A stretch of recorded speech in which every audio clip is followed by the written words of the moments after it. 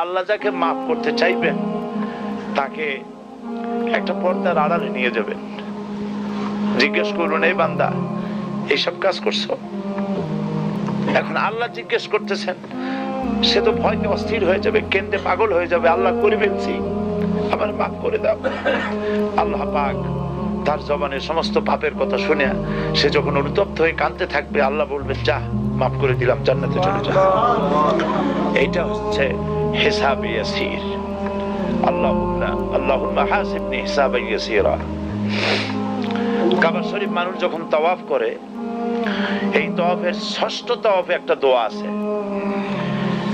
এই দোয়া আমি যখনই পড়ি আমি চোখের পানি রাখতে পারি না। ষষ্ঠ চক্কর একটি দোয়া আছে, দোয়াটা হচ্ছে,